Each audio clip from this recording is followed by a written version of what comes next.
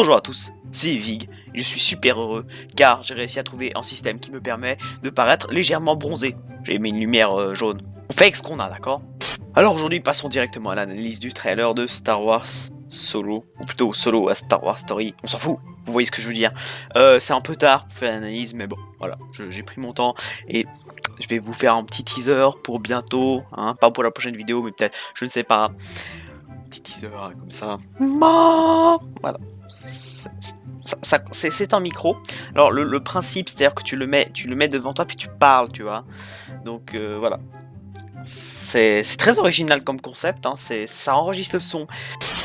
Non, alors sérieusement, ça a donné un beau, bien meilleure qualité de son en vidéo. Donc c'est super. On passe tout de suite aux choses intéressantes parce que vous en foutez. C'est parti, enfin, c'est normal en même temps. Alors on commence tout de suite avec ce premier plan que j'ai sous les yeux et que vous avez. Ah oui, puis moi je peux bouger, regarde, je peux. Oui, oui. Alors, au montage, je vais m'éclater, hein, c'est un truc de fou. Alors, ce premier plan, qu'on a tout simplement. Qu'on voit notre ami Han Solo allumer des voyants dans le Faucon Millennium. Voilà, on peut passer à la suite, s'il vous plaît, la régie. Non, alors c'est intéressant pour moi, c'est tout simplement. On peut théoriser, mais pour moi, il allume juste des boutons du Faucon Millennium. En gros, il n'y a rien de plus à dire que ça. Enfin, ça semble être dans le Faucon. Voilà, c'est ça. Après, le petit logo Lucasfilm des familles. Voilà, juste pour vous rappeler que c'est encore Lucasfilm qui font les films, mais c'est pas Disney. Juste pour... Allez, rageux, êtes là, coucou, plaisir. Alors, ensuite, nous avons ce plan où nous voyons simplement en speeder. Je suis en train de crever. Où nous voyons simplement en speeder dans une espèce de tunnel ou... ouais, en espèce de tunnel, tu vois. Toujours, moi, je vois bien un immeuble. Palais, ça... On va refaire ça. Ça a pas l'air d'être un tunnel creusé dans la roche, mais un tunnel, on va dire, de cité. J'invente des mots, un tunnel de cité. C'est super. Donc voilà, en tout cas, dedans, il y a Anne et Kira. Qu'on va voir tout de suite ça dans le plan d'après. Donc ici, c'est juste le même plan où justement la caméra s'est levée pour que vous voyez que c'est un tunnel, vu qu'il y a une sortie là-bas au fond. En vrai, c'est peut-être pas vraiment un tunnel, mais voilà, on voit bien que ça. En tout cas, ça n'a pas l'air très propre. Pour moi, c'est sur Corellia. Voilà. Parce qu'on sait on sait plusieurs mondes qu'on a, et pour moi, Corellia, c'est la planète la plus, comment dire, civilisée du bousin, on va dire ça comme ça. Parce que Kessel, clairement, tu peux pas y vivre, voilà. Voilà. Cette planète, c'est vraiment la plus civilisée du bousin. Donc, et puis il y a une ville, Corellia, de ce qu'on connaît du légende, c'est assez une planète de ville, enfin ville, t'as compris, une planète urbaine, ça se dit, je crois que c'est ça. Ensuite, au plan suivant, ben, on les voit de face, avec Anne qui a l'air mal en point quand même, hein, parce qu'il a l'air pas bien. J'ai du mal à dire si ça a l'air au début du film ou à la fin du film, mais je pense plutôt vers la fin, vu que Kira est avec... Ouh, je viens d'avoir une idée. Alors moi je dirais que c'est quand même par la fin, parce que lui il a l'air mal en point, euh, et assez vieux, enfin, plus vieux que... C'est-à-dire que comme a été fait le maquillage, on a l'impression qu'il est légèrement plus vieux que par exemple comme il pourrait l'être au début du film, mais ça pourrait très bien être au début du film parce que s'il est sur Corellia d'où il vient, voilà. Et puis selon des informations qu'on a eues, que je ne sais pas si elles sont vérifiées, Kira, donc celle qui est juste à côté de lui, un petit zoom, attention, oh le zoom, je m'éclate au montage, il devrait se connaître depuis un bon bout de temps. Surtout qu'elle, elle a l'air de s'éclater, hein. Lui il est en mode concentration, elle est là. Voilà, on est là, on est là. Et vous pouvez remarquer au centre de l'écran, bien évidemment, les dés de Han Solo, qu'il a toujours gardé avec lui, tout simplement, parce que c'est grâce à ces dés-là qu'il a gagné le Faucon Millennium. Qu'on verra sûrement comment il l'a gagné dans tout simplement le film. Donc après, je me dis, si c'est au début du film, peut-être qu'il avait déjà ses dés, parce qu'il les a eus avant, il les a toujours eus avec lui, puis après il les a gardés. J'en ai aucune idée pourquoi il les a dans ce moment du film, on va sûrement le savoir. Donc ça peut être au début comme à la fin du film, mais je penserais quand même plutôt au début. Je me contredis avec le mois d'il y a 2 minutes, c'est pas grave, on s'en fout, on passe à l'image suivante. Alors là, on voit clairement, en fait, c'est chaque plan, hein, j'ai pris vraiment. On voit juste qu'il... Allez, puissance! Voilà, voilà, c'est stylé.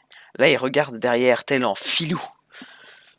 Voilà, parce qu'il est suivi, comme on peut voir dans ce plan. Celui-là est suivi par une moto, une moto-jet, je sais pas comment tu veux appeler ça, et en gros véhicule qui va le suivre aussi. Il y a des explosions, en tout cas ces plans sont très jolis, car je trouve que c'est des plans qui, si vous mettez arrêt sur image en 1080p, on peut voir que c'est vraiment, enfin vous le voyez à votre écran, hein, si c'est du 1080p, je crois que oui, on peut voir clairement que ça va vite.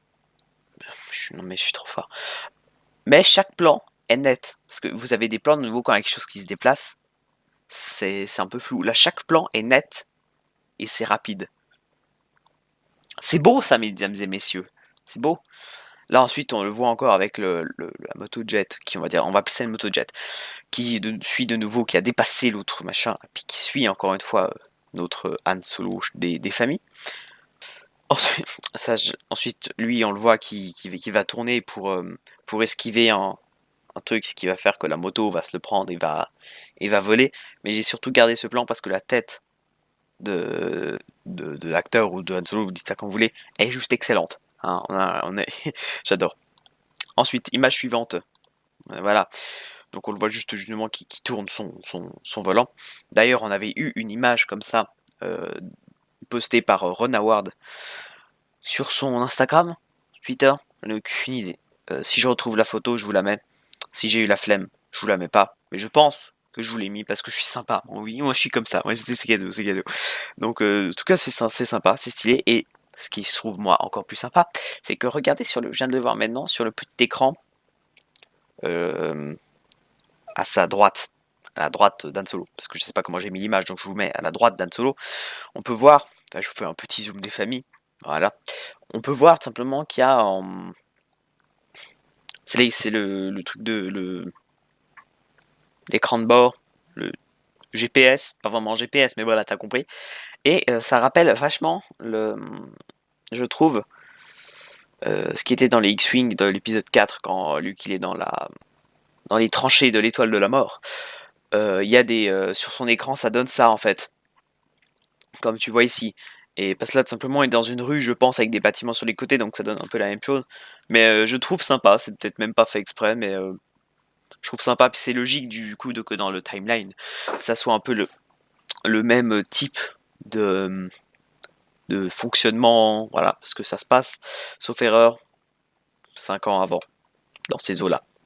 Ensuite, plan suivant, on voit simplement la moto, comme je vous l'ai prédit, qui se prend simplement ce que Han a réussi à esquiver, mais la moto, vu qu'il est trop con, il a pas réussi à esquiver, il s'est pris le machin, il a volé. C'est sympathique. Et de nouveau, je trouve que le plan est super net, avec de nouveau une nette surtout au milieu et flou sur les côtés, je trouve que c'est juste magnifique. Ça donne vraiment un esprit de vitesse, mais ça reste beau. J'aime ça. Ensuite, ce plan-là, on voit de nouveau nos Stormtroopers des familles en train de voler. Voilà, voilà. Je trouve quand même joli le coin. Ça a l'air assez zone industrielle, j'aime bien. Et là, on voit notre pauvre ami Stormtrooper qui est par terre. Voilà. C'est triste hein, pour lui, il est encore vivant, il est encore vivant. Et c'est là que je trouve que son armure, comme on a pu voir dans les sets Lego, c'est entre l'armure dans Stormtrooper ou dans Clone, je sais pas si je me trompe, mais on a l'air de voir ça à son casque, tu vois. Donc ça pourrait être sympa d'avoir soit une nouvelle sorte de Stormtrooper, ou tout simplement une armure encore intermédiaire à entre celle des clones et celle des Stormtroopers d'épisode 4. Ça pourrait être sympathique, mais je pense pas. Je pense que c'est un nouveau type de clone de Stormtrooper pour Corellia, où j'en ai aucune idée, mais en tout cas ça a l'air original. On passe à l'image suivante. Ici, on voit clairement qu'il y a de l'eau. On voit clairement que les bâtiments en arrière-plan, celui que je vous zoome présentement, il faut bien penser un peu à Coruscant, surtout au Sénat galactique, qui était un bâtiment un peu comme ça. On voit qu'il y a clairement des vaisseaux qui volent, parce qu'en même temps un vaisseau qui nage, tu me diras. Et on voit tout simplement Han Solo qui est de nouveau suivi par la voiture qui la suivait déjà avant. Et il va nous faire un petit drift des familles. C'est magnifique sur cette espèce de passerelle, ou de je sais pas comment tu veux appeler ça. Voilà, on passe donc l'image suivante. Il nous fait un petit drift comme ça, c'est alors parfaitement magnifique. Hein, voilà. Et au fond, j'ai remarqué qu'il y a des grues. Voilà, c'est un petit truc qui fait plaisir. Et franchement, cette planète m'intéresse beaucoup parce que c'est rare qu'on a vu des planètes industrialisées, vous avez compris, avec de l'eau. Ça peut être original. Hein, voilà. Voilà, ici on voit tout simplement le véhicule que je vous ai dit avant, qui le suit. Il me fait un peu penser au transport de troupes dans Rebelle. Ça doit pas être la même chose, mais voilà, ça fait plaisir à savoir. Ensuite, ici, nous voyons des montagnes enneigées, et je trouve que ce plan et le plan suivant, qui est celui-ci, voilà, sont très beaux, mais magnifiques, car tu n'as même pas l'impression, je sais pas s'ils en ont rajouté, mais tu n'as même pas l'impression qu'il y a un poil d'effets spéciaux.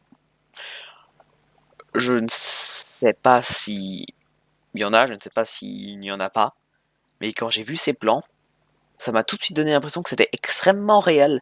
J'avais l'impression que c'était genre Jean Régis qui allait mettre son drone dans les Alpes, tu vois, qui nous prend ça, et que c'était totalement des plans réels en fait. Et ça donnait une impression de vrai, comme j'ai dit, de fou.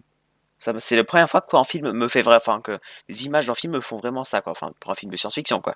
Quand tu sais que c'est un film, on va dire, de policiers ou tout, il n'y a pas d'effets spéciaux, quoi. Ils sont pas sur des mondes extraterrestres chelous. Il n'y a pas d'effets spéciaux, voilà. Donc c'est forcément réel. Mais là, j'ai vraiment eu l'impression que ce plan était plus réel que tous les autres. Alors que tu vas me dire, sur Jakku, il n'y a eu aucun effet spéciaux rajouté, hein, à part pour les vaisseaux écrasés, bah, tu me diras. Mais voilà, ce plan m'a donné une impression de réel de fou. Avec les nuages, là, comme ça, on dirait tellement que c'est vrai, je suis désolé. En plus, même, il y en a un en haut, je viens de voir, je fais un petit zoom, on dirait que c'est en avion. C'est la traînée d'un avion.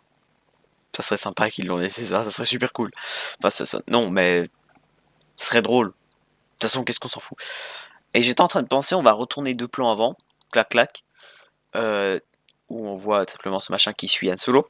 Derrière, on voit des montagnes, on a l'impression de voir des montagnes blanches, ou alors c'est des nuages, j'en ai aucune idée, mais ce qui pourrait dire que cette planète-là et celle-ci seraient la même.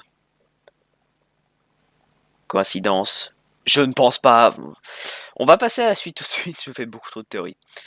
Alors, cette image où on voit simplement Han Solo qui est avec... je l'appellerai juste Han ou Monsieur Solo, c'est comme vous voulez. Qui a une veste en poil de je ne sais pas quoi, hein, en poil de caribou, de yak, aucune idée. Qui est totalement badass. Comme il la regarde comme ça, puis il regarde les montagnes, c'est totalement badass. Et je trouve que de nouveau, ce plan donne un effet de réalisme. En plus, avec ce petit sapin des familles que je vous zoome présentement, je trouve que ce plan est totalement parfait. Donc après, pourquoi il est là? Peut-être en lien avec le train qu'on a vu dans le teaser de 45 secondes, on voit un train, j'en reviendrai après totalement, parce qu'il y a des autres plans qui pourraient me permettre de nous parler de ça, mais pour l'instant, on analyse vraiment plan par plan. Donc ce plan, je le trouve totalement magnifique, son habit parfait, il est badass, voilà, rien à dire. Ensuite, là, est-ce qu'on en parle de ça? J'ai limite envie de faire un ASMR, ça sert à rien de ce que je fais, mais voilà. Faudrait que je vous fasse un ASMR juste pour se marrer avec ce micro, ça risque d'être parfait. Alors, première chose que je me suis demandé, c'est soit est-ce qu'il l'a peint, le Faucon Millenium, après il l'a repeint en couleur qu'il voulait, ou alors le gars avait vraiment la flemme de nettoyer, parce que c'est passé de blanc immaculé. J'ai appris ce mot en cours de français. Dédicace à vous maintenant. Pourquoi je fais ça? Non, vraiment, pourquoi je fais ça? Ce plan est totalement magnifique. On voit le faucon propre, donc qui devait être, c'était avant, c'était un vaisseau cargo, hein, du coup, et limite un vaisseau cargo de luxe, quoi, ou on a l'impression vraiment un vaisseau cargo de l'Empire, sinon, tu vois. Je sais pas, mais regardez ce blanc et le sol noir comme ça, qui a vraiment l'air, donc c'est un vaisseau corélien. Sur Corellia, l'Empire est là, tu vois. Ils sont là. Donc vraiment, j'ai la même impression que c'est un vaisseau type impérial, on va dire ça comme ça.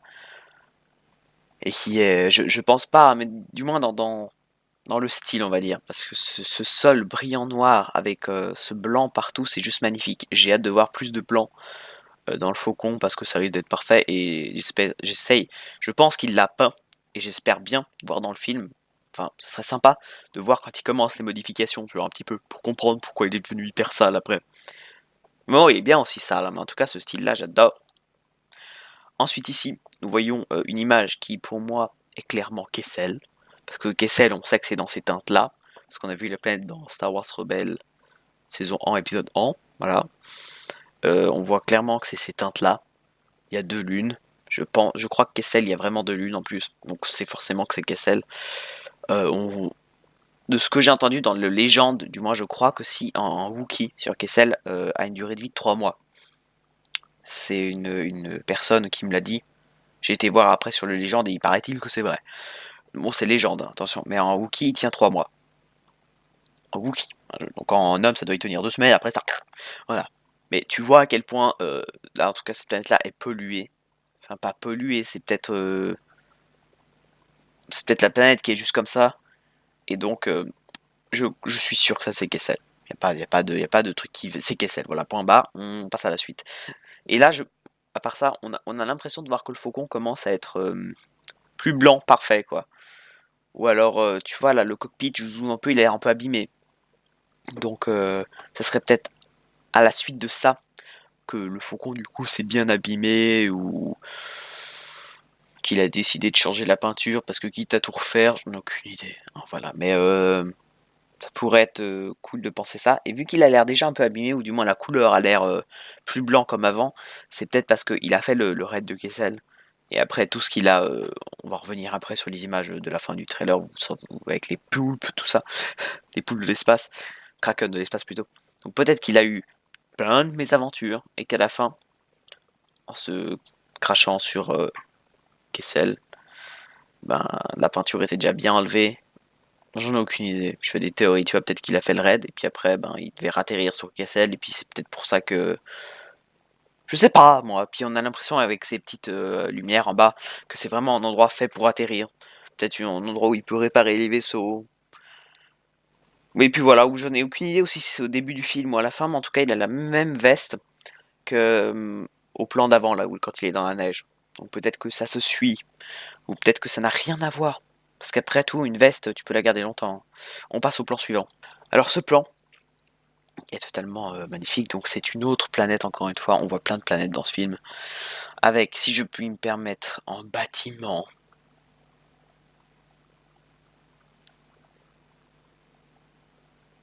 en forme de... Il est complètement magnifique. Pourquoi j'ai dit ça, je n'ai aucune idée, mais un bâtiment comme ça, tu vois, on a limite l'impression que c'est un vaisseau, avec, si j'ai bien fait le zoom, t'as l'impression que c'est un vaisseau avec le poste de commandement en haut, au centre, en canon, et enfin... Puis le machin s'est mis dans la roche. C'est totalement magnifique. Il y a la mer, c'est beau. Le... J'adore ce coin. J'adore cette planète. J'adore. C'est un style qu'on n'a vraiment jamais vu. Enfin, tu vois, il y en a déjà qui disent ouais, c'est nouveau du sable. Ouais. Non, on n'a jamais vu sable et mer. Donc vous la fermez. Non, tu te tais. Voilà, c'est bien. Donc clairement, ça c'est un plan magnifique. Et si on zoome sur les deux personnages, les deux protagonistes, on peut voir que c'est Anne et Kira à 90 ou à 90 pour les Français. Parce que moi je suis en Suisse, du coup je dis 90, on passe à autre chose. Je suis presque sûr que c'est Anne et Kira tout simplement. Donc c'est tout parfait. On passe à l'image suivante. Là, toujours sur la même planète avec des...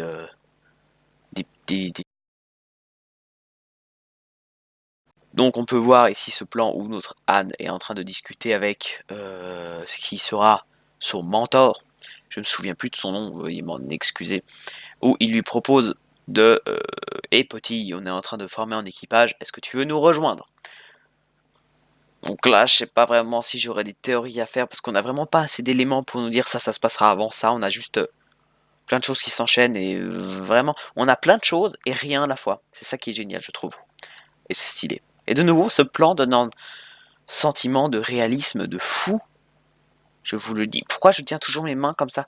Ce plan donne un sentiment de réalisme de fou que j'adore. Passe au suivant. Là, donc, en gros plan sur le mentor de Han Solo. Voilà, il n'y a rien à dire. À part que sa phase, de nouveau, est exceptionnelle. Donc là, nous pouvons voir sur ce plan Kira, suivi d'Android, que je ne sais pas de nouveau son nom, mais qui sera copilote ou je ne sais pas quoi dans le Faucon Millennium, parce qu'en tout cas, là, ils sortent du Faucon qui a l'air propre. Hein, voilà, je le dis. Kira, de nouveau, qui a changé encore d'habit, parce que elle a même changé d'habit, avec une cape rouge, totalement exceptionnelle, et je suis sûr qu'elle connaît...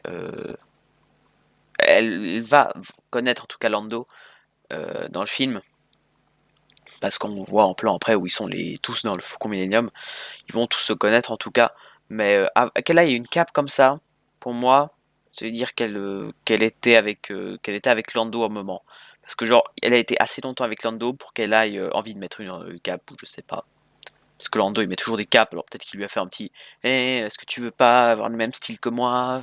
Je peux avoir des capes à moins 50% chez Zalando. Il y a un moyen que ça fasse un truc comme ça. Je pars beaucoup trop en steak, mais en gros, c'est très intéressant ce plan. Ils sortent du faucon, le faucon a l'air encore clean, c'est bien. Là on a Lando, ce plan, ce plan, ce plan. On voit grâce à des autres plans qu'il est clairement à la table avec des cartes devant lui et des dés. Donc en train de jouer au sabak, parce que le sabak c'est un jeu de cartes. Et Han Solo a gagné le Faucon Millenium en jouant au sabak. Alors après, pourquoi on nous dit que c'est grâce à des dés qu'il a gagné? Parce que peut-être le sabak c'est peut-être un jeu de cartes et de dés. Ça serait assez logique. Mais bon, là pour moi ce plan c'est clairement le meilleur. Enfin peut-être pas le meilleur de toutes là, voilà. Mais pour moi c'est clairement un de mes plans préférés. Parce que pour moi là c'est clairement le plan où t'as Lando qui est là. t'as Han qui lui a demandé allez, si je gagne, toi tu gagnes à chaque fois, mais si je gagne, le faucon, il est à moi. Parce que genre lui, il lui en parle, et tu vois, j'ai acheté un nouveau vaisseau. C'est pas de piquer il faut que j'arrête de copier. Voilà.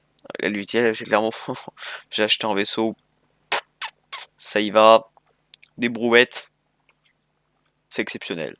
Ça, c'est génial. Ah, mais t'en auras jamais des comme ça. Et Latane qui lui balance un petit, ça te dit, on le joue au sabak, puis t'as lui qui tire cette tête. Je crois que tu vas pouvoir gagner. Donc c'est pour ça que ce plan, je l'adore clairement. Et j'ai hâte de voir sa tête à la fin du truc. Ah, t'as gagné. J'ai hâte de voir ça. Et ce plan est exceptionnel, car il est clairement là en mode tu vas gagner? Mais non. Il est tellement sûr de lui, j'adore ce plan, il est en train de se moquer de l'autre. Je ne sais pas, c'est peut-être même pas ça, quoi, mais j'adore ce plan. Plan suivant. Alors, on en a parlé avec Lazerdius, sa chaîne est dans la description. J'ai fait une petite vidéo avec lui, d'ailleurs, c'est un youtubeur Star Wars qui a plus d'abonnés que moi, qui a été très sympa. Je fais une petite parenthèse, voilà. Dans le truc pour vous parler de sa chaîne, c'est une chaîne de news Star Wars où dès qu'il y a une news qui sort dans les 5 minutes, il a fait une vidéo, le gars est au taquet, au taquet, au taquet, au taquet. Un peu comme la chaîne de Talk Star Wars to Me. Mais lui, il est encore plus au taquet, hein. Laser, il est.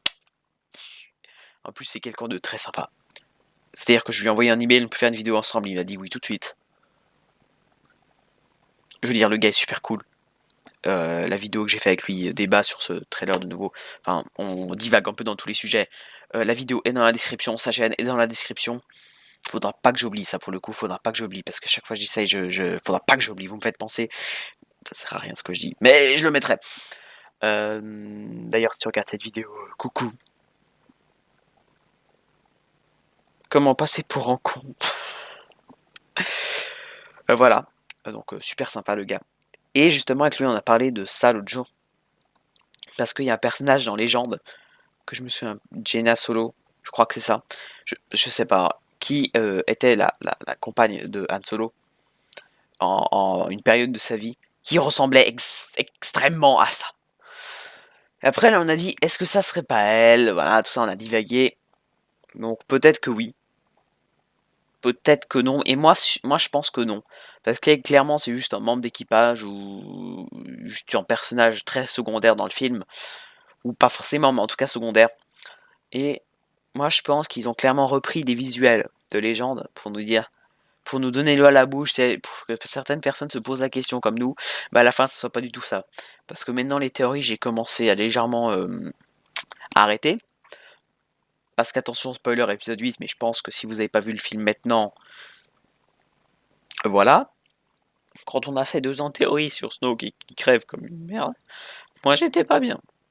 Moi je trouve très bien qu'il crève, hein. Il n'y a rien de... Voilà.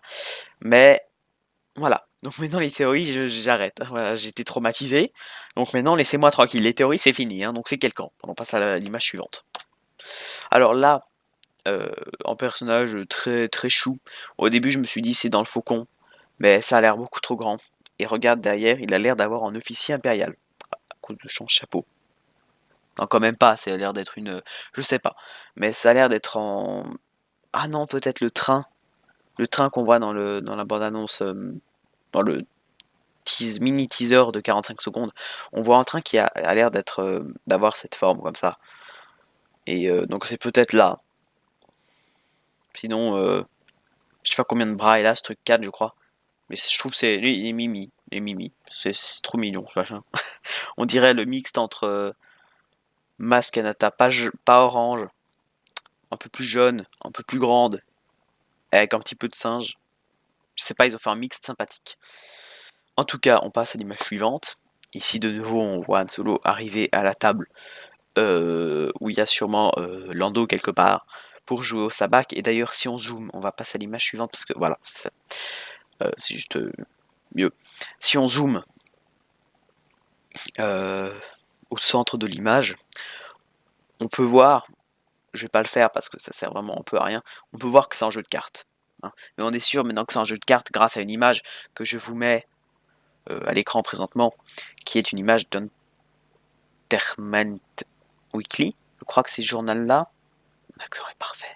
Je crois que c'est ce journal-là où on voit tout simplement Lando dans un peu la même posture qu'avant, qui a clairement des cartes dans les mains. Donc des cartes de sabak.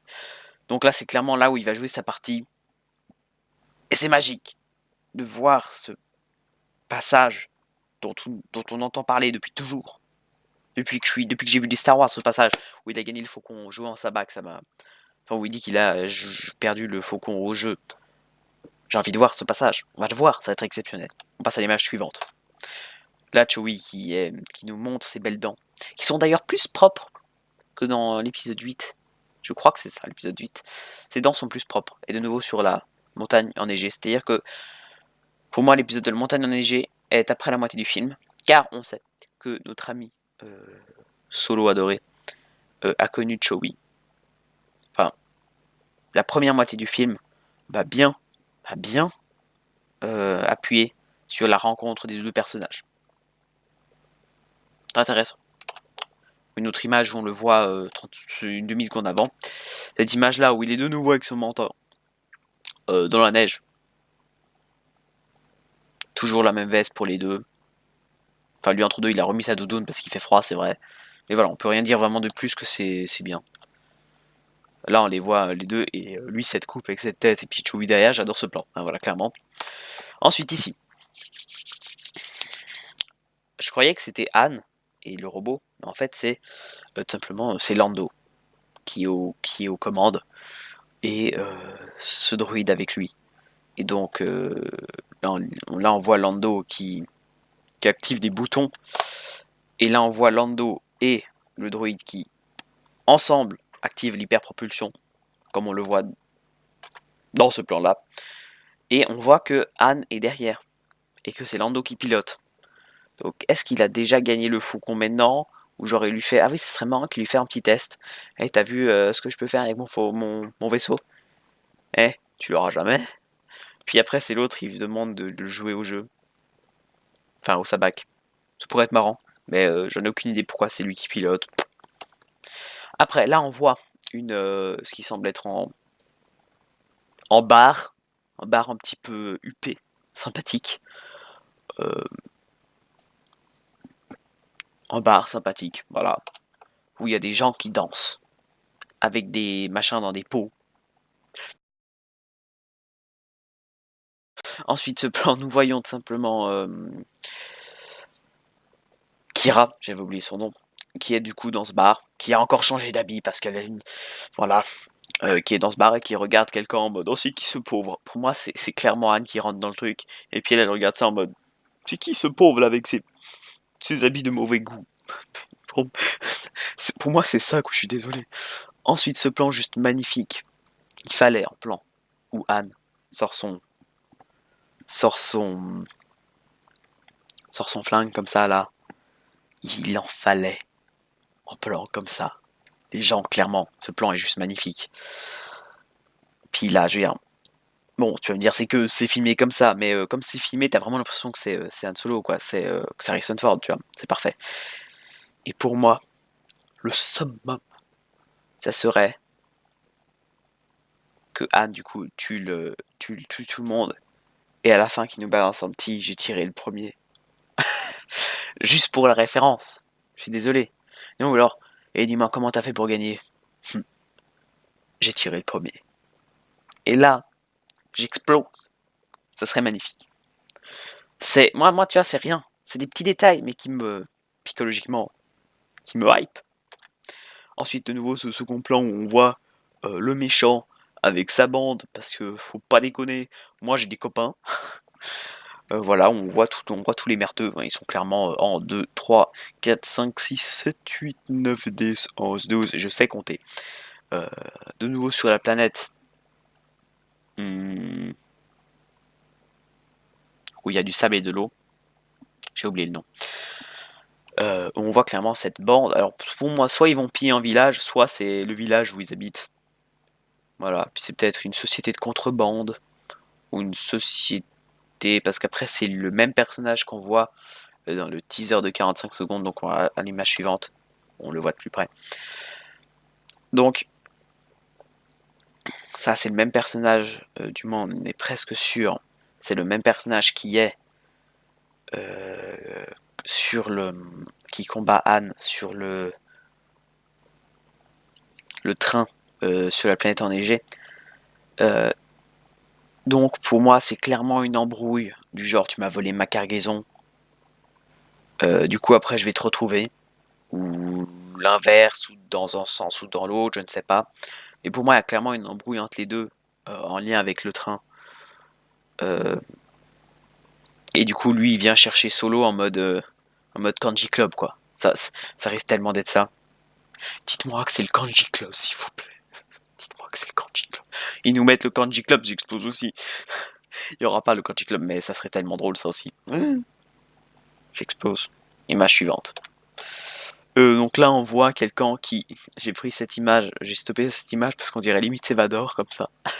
C'est pas Vador, hein, descendez tout de suite. Donc c'est clairement un méchant qui tire sur des gens, ou un gentil qui tire sur des méchants. J'ai aucune idée. Mais en tout cas, il a l'air badass. Il a l'air, je trouve, un petit peu en style d'assassin à la Old Republic. The Old Republic, c'est un peu les assassins comme ça avec les grandes capes, les Sith mais avec des flingues comme ça là. Un peu le style comme ça, extrêmement beau.